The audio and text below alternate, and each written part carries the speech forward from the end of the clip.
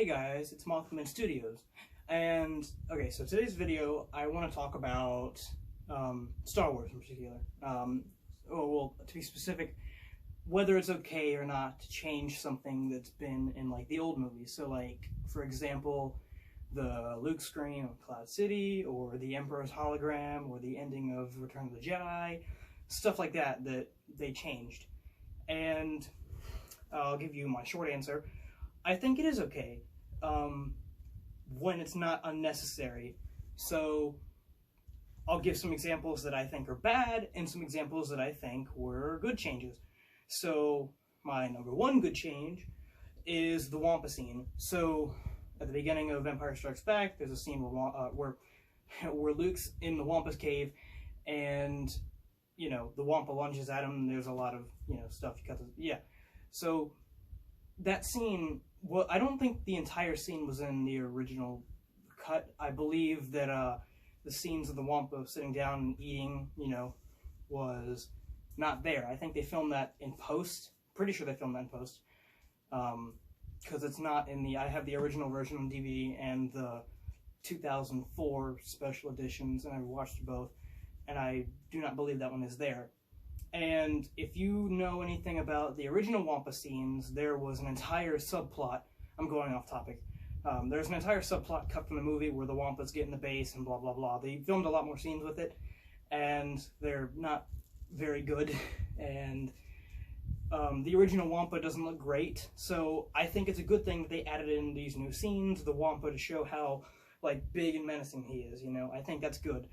Change number two that I like, or number two, is the Emperor's hologram, which I brought up earlier, where he's talking to Darth Vader on the Super Star Destroyer that I forgot the name of, And the original was not voiced by Ian McDiarmid because he was not playing the Emperor yet.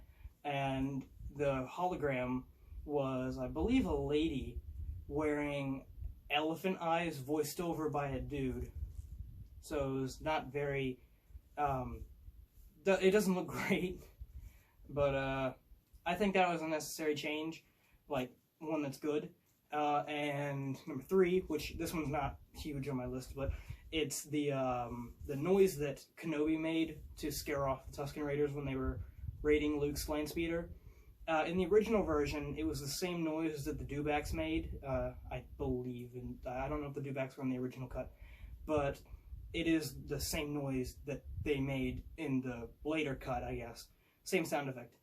But in the 2004 version, it was this loud whistle thing that was supposed to be the noise of the Krayt Dragon, which we see in Mandalorian. I forgot what episode it is. It's season 2, though. I don't really remember. But I feel like the loud whistle noise worked. And there was the third version, which I think was unnecessary, that is one of the weirdest noises I've ever heard. I don't know how they came up with it. But the second version was pretty good. Shouldn't have changed it. Oh, and before I forget, the reason that I think about this, the reason that I sort of am making this video, is because with, this is very old at this point, when SC-38, the reimagining of Obi-Wan and Dooku's fight, Obi-Wan and Vader's fight, forgive me for bringing up Dooku, because that's not the right character for this moment. With that fight, in the original cut, it doesn't look great. I mean, it's 1977, and they didn't have, it was the first Star Wars movie. It's not going to be great. Some of the lightsaber graphics are not great for the movie. I think that it would be okay if by some miracle Disney, or if Lucas ever reacquired Star Wars, which will never happen, and if they added it in to A New Hope. And the reason that I say this, or feel like saying this, is because I've seen a rebuttal on YouTube where somebody goes over, and this is an old video at this point, or somebody says, well, look at all the other changes that Lucas made that we don't like. And to be fair, there were some that we didn't like, or the fan base didn't like. And number one is the Greedo one. You know, I think it's unnecessary to change around who shot first, Han, Greedo. It should have been Han, because, I mean, I don't live in Wisconsin, but by Wisconsin law, that was self-defense. And number two, it does really make Han, you know, look more like a scoundrel that he's willing to shoot first before Greedo shot at him, even though it's legal in Wisconsin law.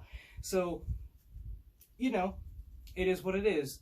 I don't think they should have changed it to Greedo and Han shooting at the same time, or Greedo shooting first. It's not as great. The CGI overloads. I don't like a lot of modern movies nowadays because they're so jam-packed full of CGI. And with the special edition, there's so much sort of like CGI in your face in A New Hope. So like a lot of like womp rats on the ground scurrying, or a giant dinosaur in the Mos Eisley scene. A lot of it is unnecessary. Now, another big change that I didn't really like was the Vader no scream, if anybody knows about that, where they changed it in Return of the Jedi to where Vader just screams no before he picks up the Emperor and lobs him off the side of the balcony. I mean, there is like one moment where he mumbles no and then he screams it. I think they should have kept the mumble in, but not the scream. The mumble change, I'm okay with that, but the scream, no. Couple of other changes that I thought were pretty good that I'd like to mention would be the updated graphics in A New Hope. So like some of the scenes with the X-Wings, or when they added back in the scene where Luke re-met Biggs. I read a Wikipedia page on like a lot of the changes that they made before this. I'll leave a link down to that in the description below if you're willing to look in it. Overall, I'd have to say some changes I think are necessary, because I've written like skits and like little like bit things for my theater class before, and I've always looked at something and been like, I wish I could change that, you know? I fully understand from an artist's sort of perspective of wanting to change something that you weren't really satisfied with. Now, are all of these changes necessary? Not all the time. I don't think that we should really trust an individual to just start changing a movie, and I don't like that these changes come out in new DVDs, you know, so like when they release sort of a DVD kind of thing for Star Wars, and you buy it, you're buying the most current version. It's going to be harder to get your hands on a despecialized edition. That's why there's like Harvey or whatever, his despecialized version, which you can, I don't know where you can find it, but I know it's out there. Not all these changes are great. Some of them I think do look good, and I think that if they had added in the fixin' it or FXing it in posts version of the scene as like an homage, or I don't know how you do that legally, but if they did it, you know, if they bought the rights to that, like that reimagining, or somehow, I don't know how that works, the legality of it, but if they put it in A New Hope in the most recent version, or started selling versions, like if the official people, Lucasfilm, Disney, whoever, started, you know, putting out box editions where like one's despecialized, one's the version from 2004, and then one's the most recent, that would be fine with me. I think that it's not always necessary. As I'm saying, I'm going back over what I said before. There is one major change that I've just remembered about that I think is great, probably one of my favorite ones, and that is the ending of Return of the Jedi. So I'm going to take my hat off just to, you know, just to see a little bit more.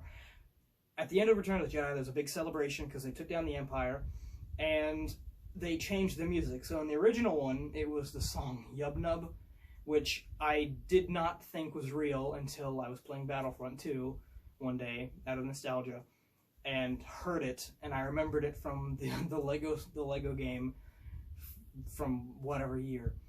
And I like looked into it and I watched the original version that I don't usually watch. I usually watch the 2004 versions of all three films, and it had the song in it, you know.